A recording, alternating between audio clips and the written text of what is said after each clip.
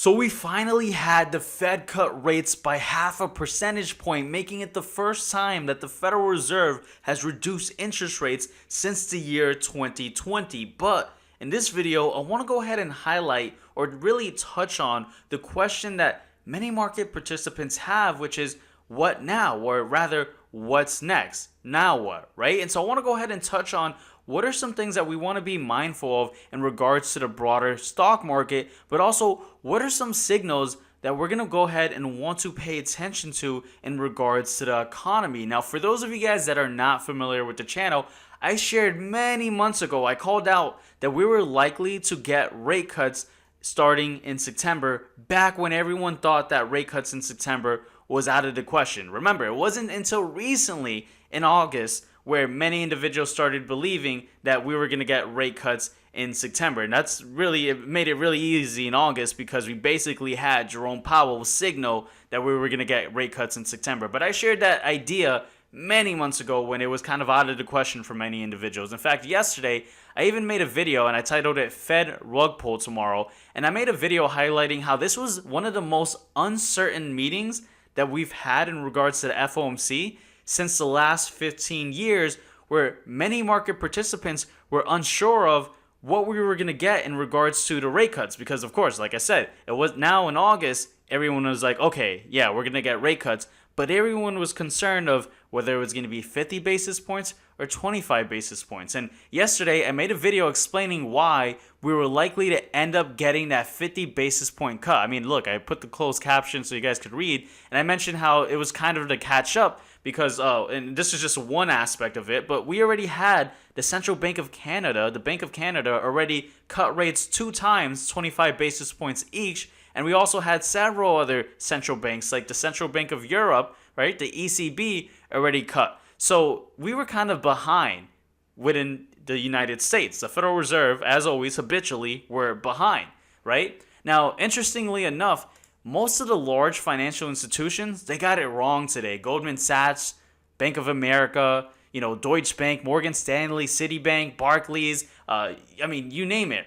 Most of these financial institutions got it wrong. They were expecting 25 basis points, except for, a few of the names like JP Morgan, UBS, and then Wells Fargo, right? Just only a few names. So how is it that, some guy on YouTube was able to call this out, but many of the financial institutions who have several analysts working at desks trying to get this information, and it's simply because I parse through the data very heavily, right? Because I mentioned that, and we're not even just talking about how I guessed 50 basis point cut yesterday in the video, but just the idea that we were going to get rate cuts in September, it was due to the higher frequency data that we were seeing in the inflation reports. I mentioned how we saw lagging indicators such as pretty much autos insurance starting to capitulate simply because we already saw that used cars were falling down and new cars were falling down and rentals were falling down because we didn't have that pent-up supply chain issues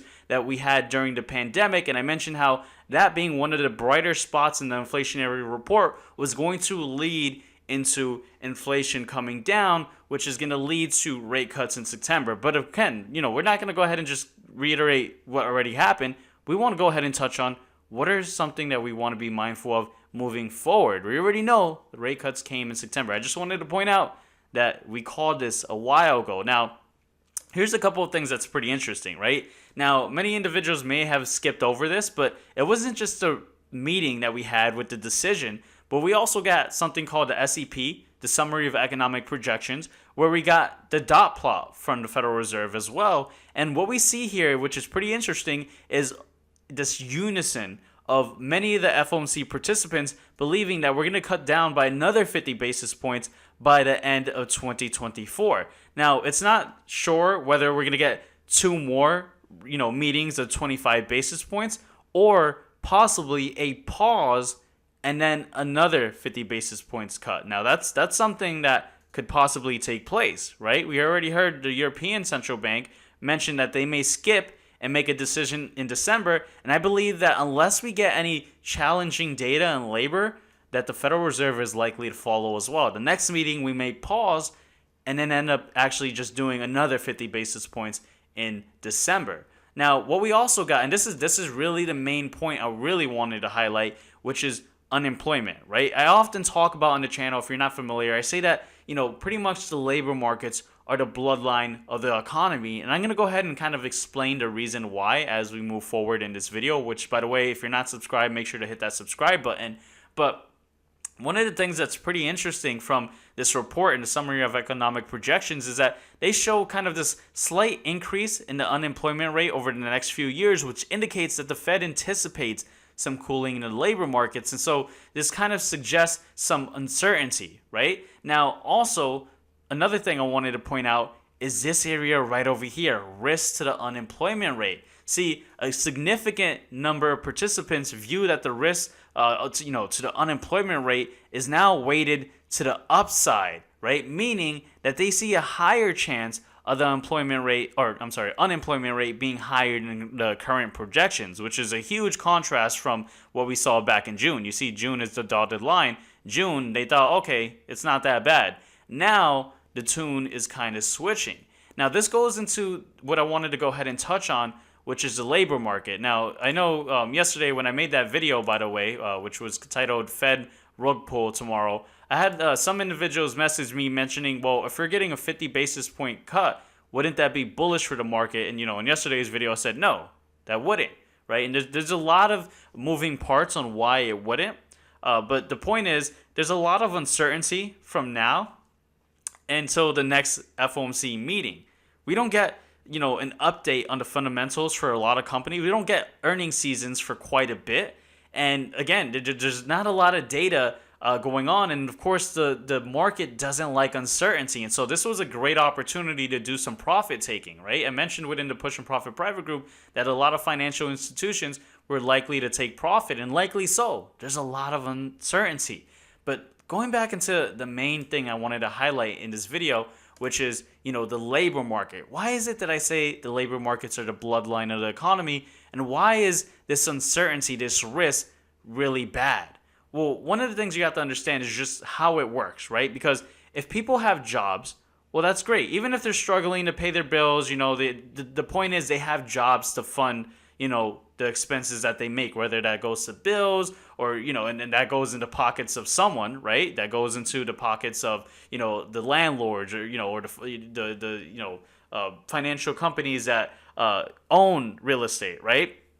Also, if you have a job, you can go ahead and make purchases of, non-discretionary items or even the staple items, but at least you could buy things, right? If you don't have a job, well, guess what?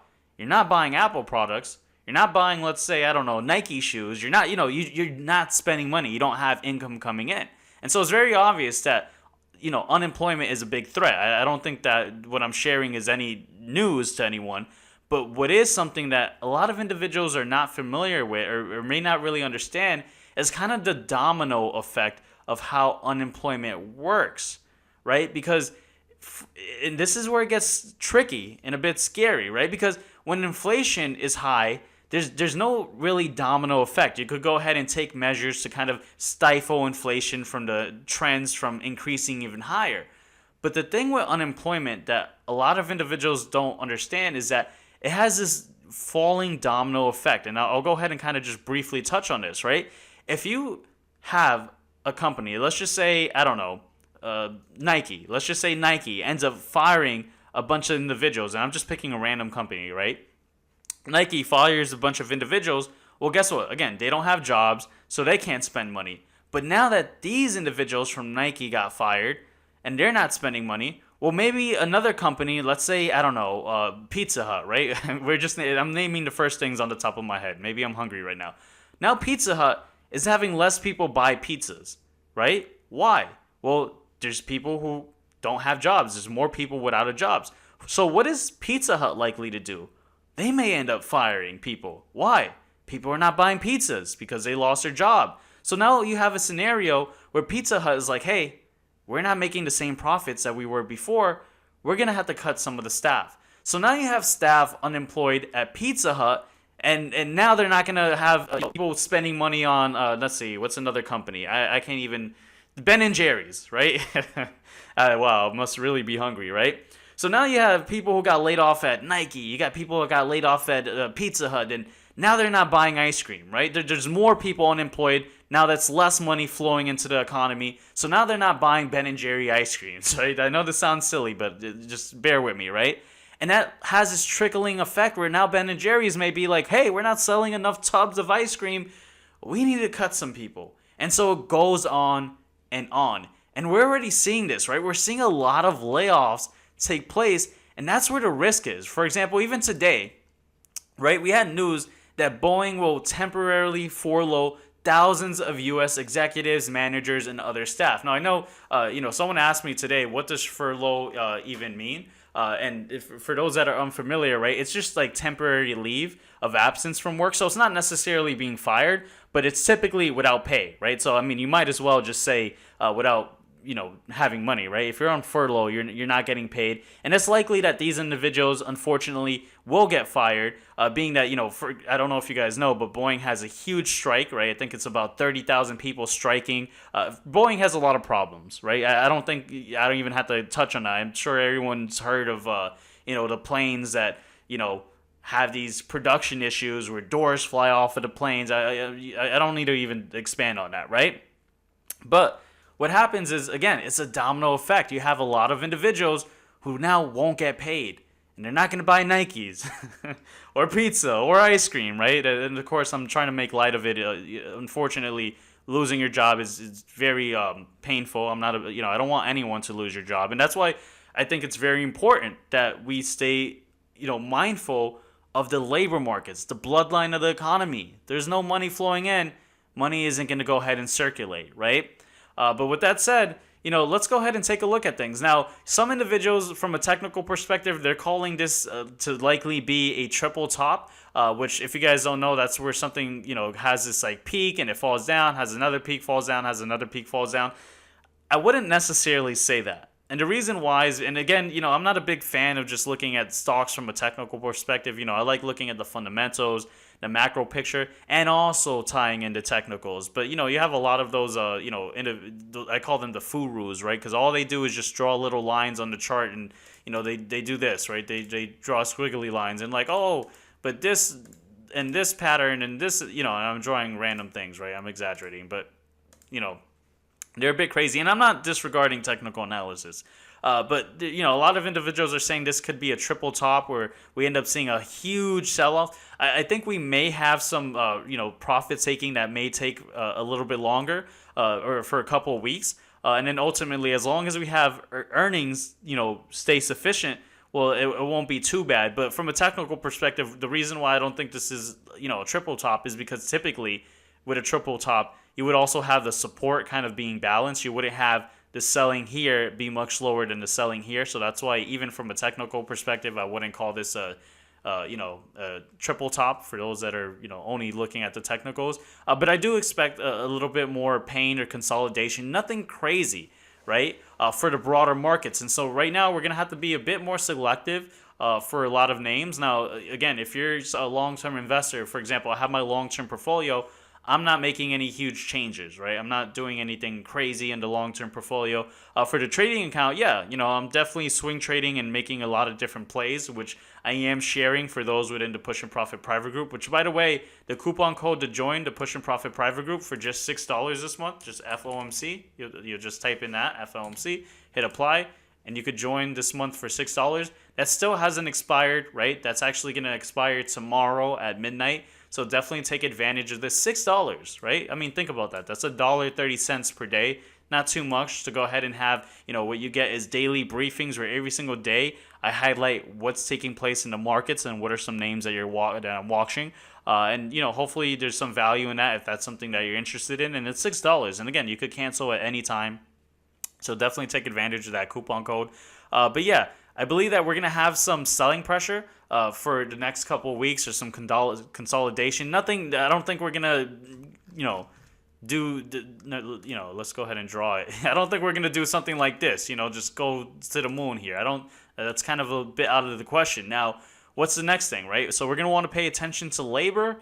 And then, of course, once earnings season rolls around, but there's some danger, right? But now, granted, the third quarter, the fourth quarter, those are typically good times for the market, right? That's great. But even though we're heading to the third quarter, remember, we're kind of having the labor market crack. And so that's something that we're going to want to watch out for because, again, if people have jobs, who knows? They won't spend money. I said pizzas and Nikes, but, it could be other companies like Home Depot, right? They may not do the renovations on their homes, I know I kind of joke about it, but, there's a lot of companies that may end up suffering. So we'll want to again be mindful of that. But just wanted to do a quick update on this. Hopefully you guys got some value in today's video, and I'll see you guys on this next video right over here. Take care, guys.